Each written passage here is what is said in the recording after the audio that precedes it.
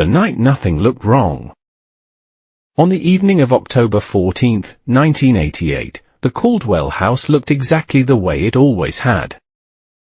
A pale blue two-story home sat at the end of Brookline Court, a quiet cul-de-sac in Haddonfield, New Jersey. The lawn was trimmed, the porch light was on, and a pumpkin, already soft at the edges, rested beside the front steps. From the outside, there was no sign that anything inside was about to fracture permanently. Inside the house, Margaret Caldwell rinsed dishes at the kitchen sink while the local news murmured low from the television. Her husband, Thomas, sat at the dining table, correcting spelling quizzes with a red pen. Their routines were ordinary, almost ritualistic. Fridays were always like this. Upstairs, their daughter Emily Caldwell, 9 years old, was supposed to be asleep. Emily's bedroom was at the end of the hallway, across from the linen closet. The door was usually left open just enough for the hallway light to spill across the carpet. Margaret insisted on it. Emily said it made the shadows behave. At 9:42 p.m. Margaret called up the stairs. "Emily. Lights out." There was a pause. Then the familiar answer. "Okay, Mom." It was the last time anyone in that house heard her voice. At some point during the night, no one would ever be able to say when Emily left her bedroom. She did not take her school backpack. She did not take her shoes. She did not take her jacket, even though October nights in New Jersey were already cold. She simply walked out of her room and vanished. The Caldwells did not wake to a scream. They did not hear footsteps. There was no crash, no sound of a door opening or closing. When Margaret went upstairs at 6:18 a.m. to wake her daughter for school, the bed was empty. The blankets were folded back slightly, as if someone had gotten up intending to return. At first, Margaret smiled. "Emily," she called lightly, assuming she'd gone to the bathroom or crept downstairs to watch cartoons. She checked the bathroom. Empty. She checked the living room. Empty. Then the kitchen. The back door was locked. The front door was locked. Every window was closed. Thomas joined her, still half asleep, irritated more than concerned. "She probably climbed into bed with you and went back," he said. But Margaret already knew something was wrong. Emily hated being cold. She hated walking barefoot on hardwood floors. She hated leaving lights on. And yet her bedroom light was still glowing. The house began to feel unfamiliar. Police arrived within 40 minutes. Officer Daniel Ruiz, one of the first on scene, would later describe the Caldwell home as too normal. Nothing was disturbed. No drawers pulled open. No signs of forced entry. Emily's pajamas were neatly folded at the foot of the bed, as if she had changed intentionally. She walked out like she was going somewhere she'd been before, Ruiz said. By noon, the street was filled with patrol cars and neighbors whispering on their porches. By evening, Emily's face was on television. A school photo. Brown hair pulled back with a ribbon. A smile missing one baby tooth. The word missing settled over the house like a permanent fog. Search teams combed the nearby woods. Divers searched the creek half a mile away. Dogs traced a scent from Emily's bedroom down the hallway, and stopped at the front door. And then, nothing. No ransom call. No witnesses. No sightings. Days turned into weeks. The pumpkin on the porch collapsed in on itself. Margaret stopped sleeping in her own bed. Thomas stopped grading papers. Emily's room stayed exactly the same. because everyone believed, at least at first, that she would be coming back. They didn't know yet that the house would learn how to hold absence. Or that one small, overlooked detail would sit quietly in that room for decades, waiting. The hours that didn't add up. By the third day, the Caldwell house no longer belonged to the family who lived there. It belonged to investigators. Yellow tape stretched across the porch. The living room filled with the low murmur of radios and the rustle of paperwork. Men in plain clothes moved through the room slowly, deliberately, as if the walls themselves might speak if treated gently enough. Detective Harold Bennett arrived just after sunrise on Monday. Mid-40s, graying at the temples, a reputation for patience. He had worked missing person cases before. He knew the rhythm of them. The way panic surged first, and then settled into something quieter and more dangerous. He started where these cases always start. The last normal day. Margaret walked him through Friday again. Every detail. What Emily ate for dinner. What she watched on television. What pajamas she wore. She described it all with painful precision, as if accuracy might reverse time. Emily didn't like scary things, Margaret said, hands clasped tightly in her lap. No horror movies. No ghost stories. She couldn't even sleep if the radio was on the wrong station. Bennett nodded, writing nothing yet. Thomas described the locks. The alarm system, old, simple, but functional. No alerts had been triggered overnight. So no one broke in, Bennett said. Thomas shook his head. And Emily wouldn't open the door for a stranger. She was shy. That was the first problem. Because children who don't open doors, don't usually disappear into the night barefoot. Upstairs, Bennett stood in Emily's bedroom longer than anyone else. The room was small, neat, carefully arranged in the way children organize the few things they truly love. Stuffed animals lined the headboard. A desk by the window held colored pencils and half-finished drawings. The curtains were drawn, but not fully. A sliver of streetlight still slipped through. Bennett noticed something the uniforms hadn't flagged. The window screen had been removed. Not torn. Not damaged. Lifted cleanly and placed behind the dresser. Who opens this window? He asked. Margaret hesitated. Sometimes Emily did. When it got stuffy. But it was cold that night, Bennett said. Yes, Margaret replied quietly. She hated the cold. Bennett crouched near the window. The drop to the ground was more than 12 feet. No scuff marks on the siding. No disturbed soil below.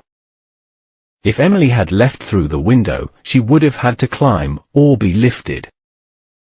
Downstairs, the timeline grew stranger.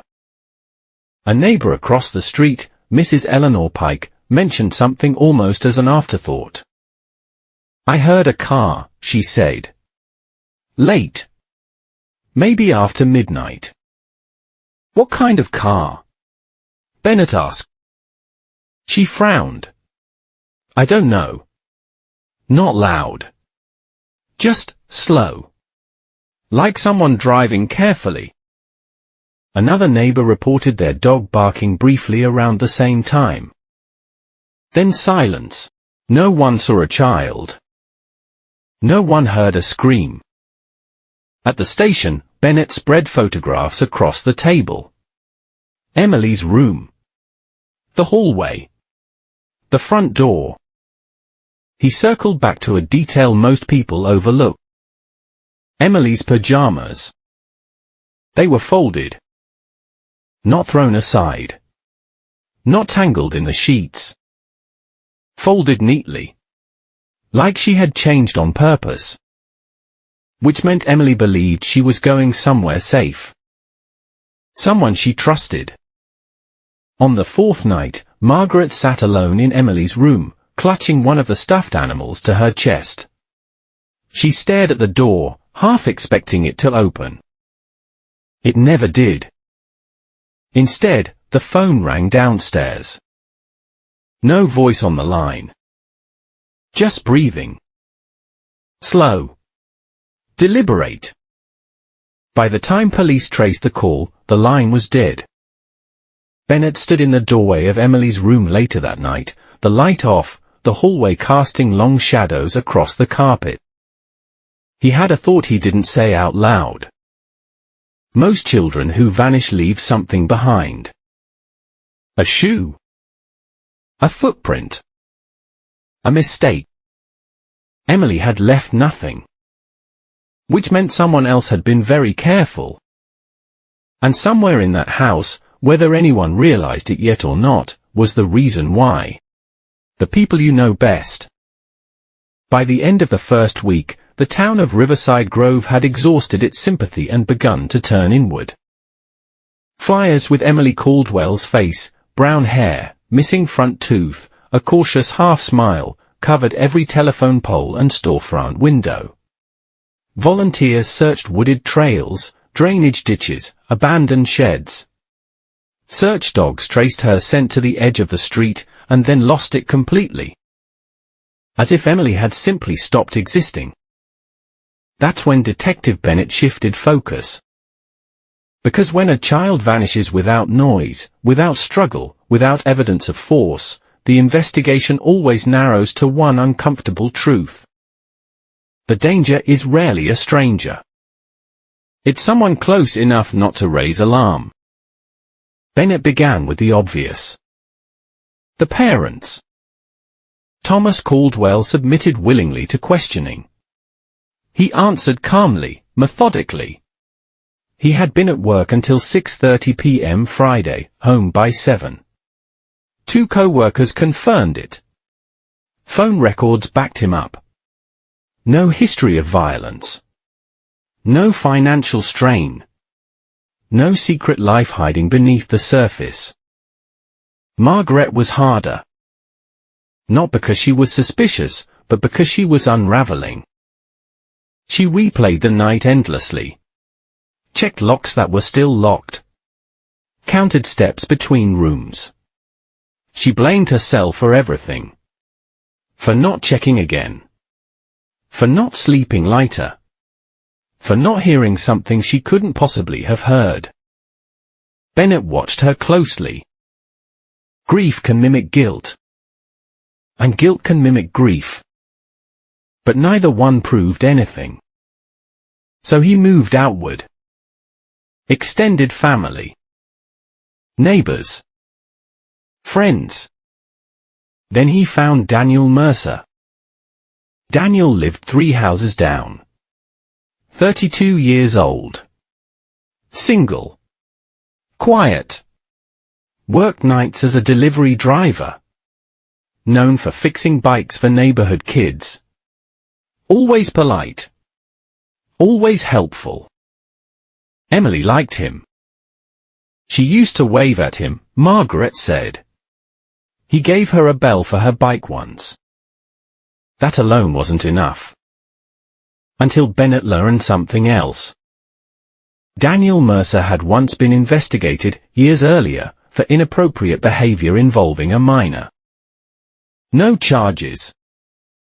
No conviction. But the report existed.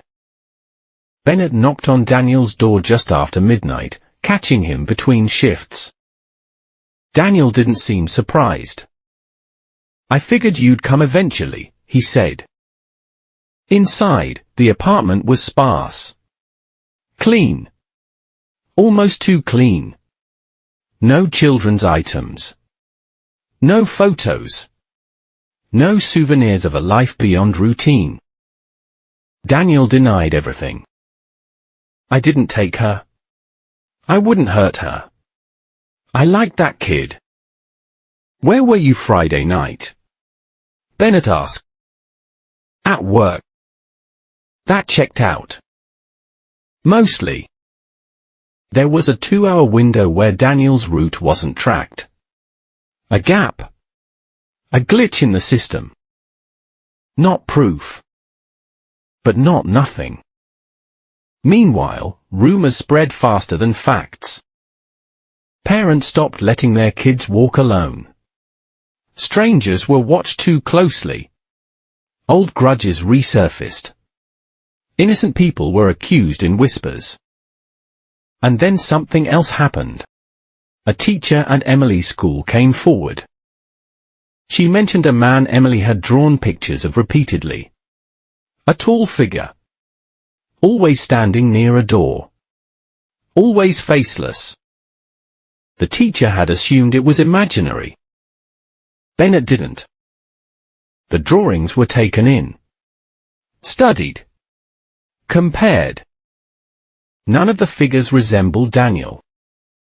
Or Thomas. Or anyone obvious. On day 10, a break came, not from evidence, but from emotion.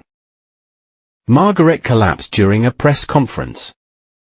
As paramedics helped her away, she whispered something Bennett caught only fragments of. She thought she was helping. Helping who? Helping with what? That night, Bennett returned to the Caldwell house alone. He walked the hallway again.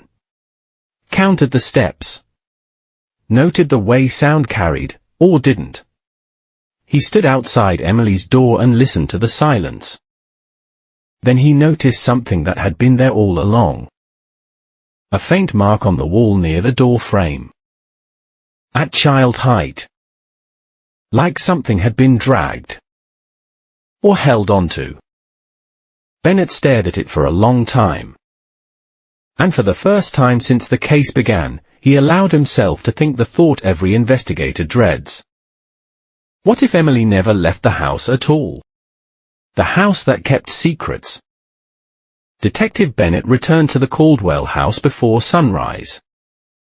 The neighborhood was quiet in that way that only exists after something terrible, when people are awake but pretending not to be. Curtains twitched as he parked.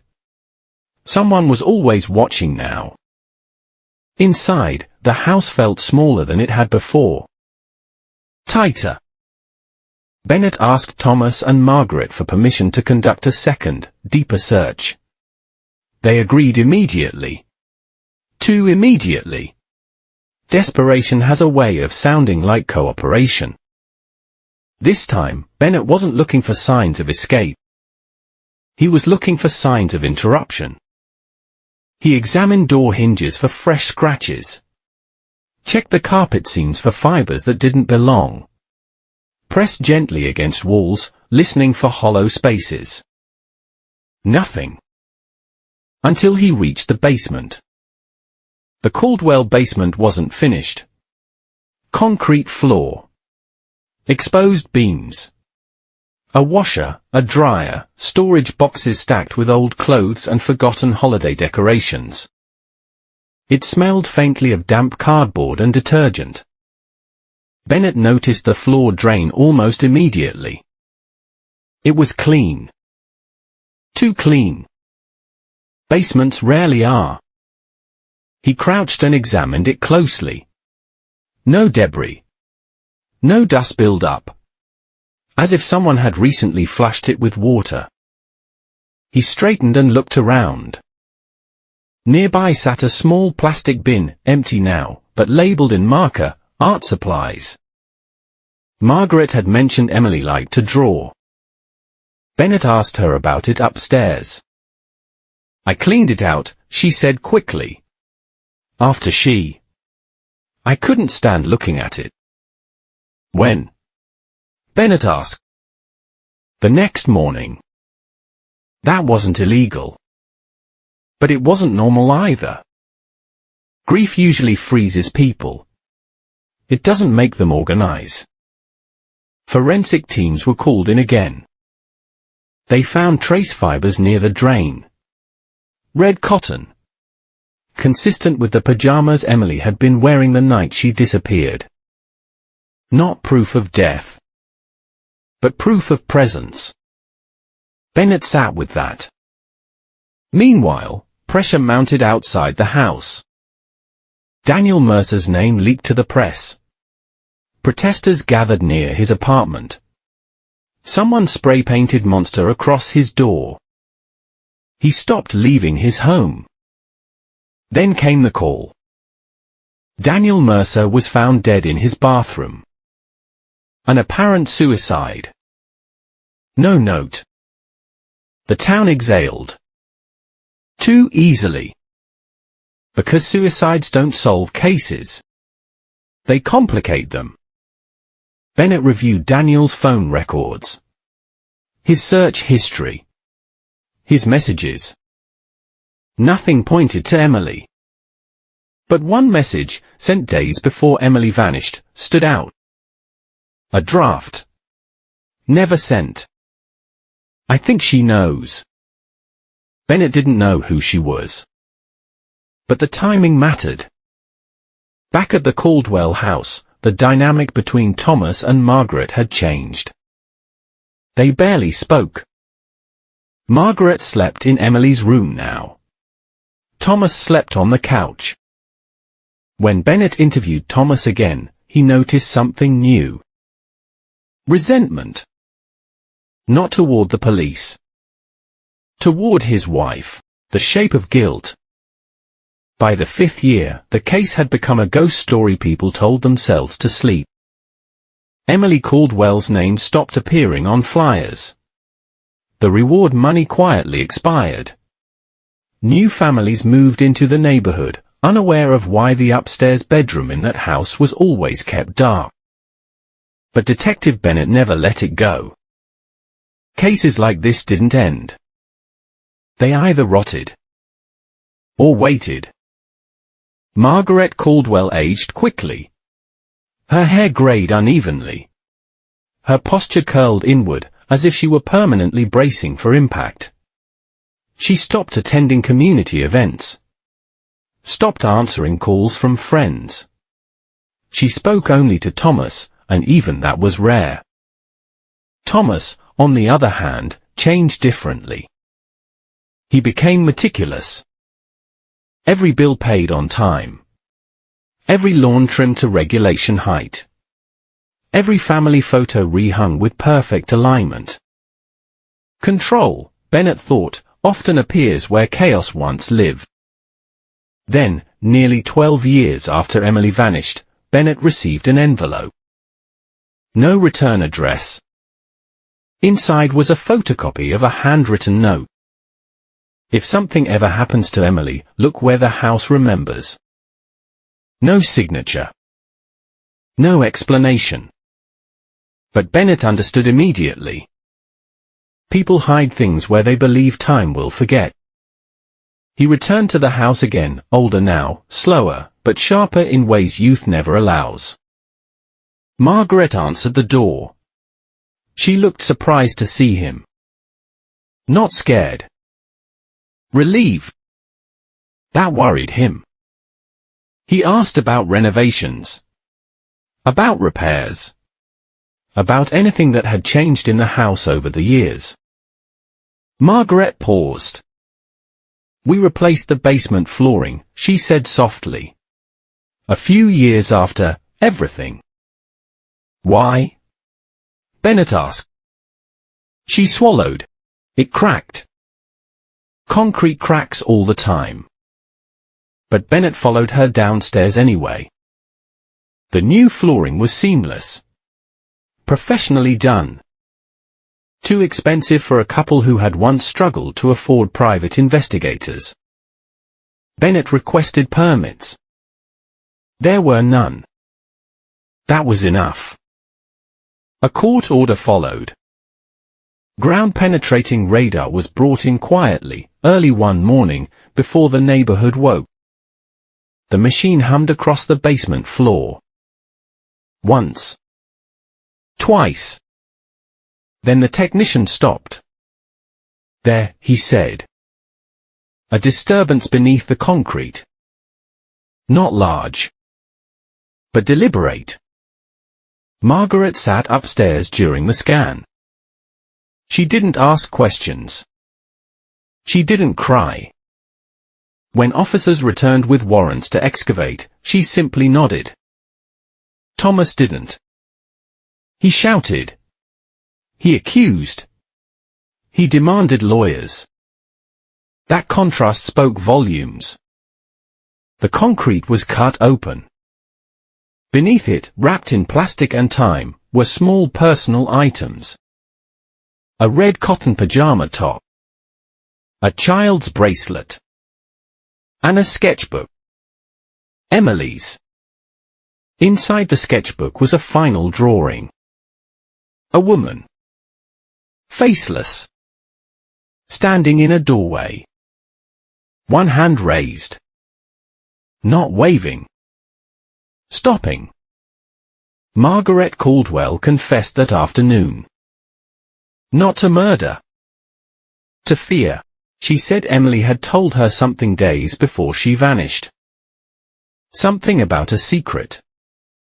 About someone helping her. Margaret panicked. She confronted Emily. Voices were raised. Emily tried to leave the basement. Margaret grabbed her arm. She fell. Hit her head. Margaret said she screamed for Thomas. That he helped her fix it. Bennett had heard that word before. Fix. They hadn't planned to kill their daughter. But they had chosen to hide the truth. And in doing so, they buried her twice. Once in the basement. And once in silence. The quiet after. The Caldwell house was sold within 3 months. No sign out front. No open house. Just a quiet transfer of ownership, like a wound hastily bandaged. Margaret Caldwell pled guilty to involuntary manslaughter and obstruction of justice. Thomas accepted a plea deal for his role in concealing evidence. No trial. No dramatic courtroom confessions. Just paperwork, sentencing dates, and a line item in a county ledger. Emily Caldwell's remains were never fully recovered. What little was found was returned to the family in a white box that felt far too light to carry a child's entire life. The funeral was private. No press. No speeches. Just a small graveside service on a grey morning, the kind of weather that feels intentional, like the world knows when to lower its voice. Detective Bennett attended from a distance. He didn't approach the family. Didn't offer condolences. There was nothing left to say. The town moved on. New children walked to school along the same sidewalks Emily once had. New parents installed door alarms, baby monitors, security cameras, technologies born from old fears. Emily's case became a cautionary tale. Not about strangers. Not about monsters hiding in shadows. But about something far more uncomfortable. That the most dangerous misunderstandings often happen inside homes. That fear, when left to grow unchecked, can twist love into something unrecognizable. That silence can be as lethal as violence. Years later, Bennett retired. On his last day, he cleared out his desk. Old case files. Notes. Photographs yellowed with time. He kept one thing. Copy of Emily's final drawing. He framed it. Not as evidence. As a reminder. That children see more than adults realize. That secrets leave shapes. That houses remember. And somewhere, in a quiet suburban street that looks like every other street in America, there is a 2-story house with a basement that no one talks about.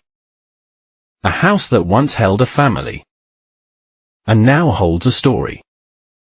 One that doesn't scream. One that doesn't chase. One that waits.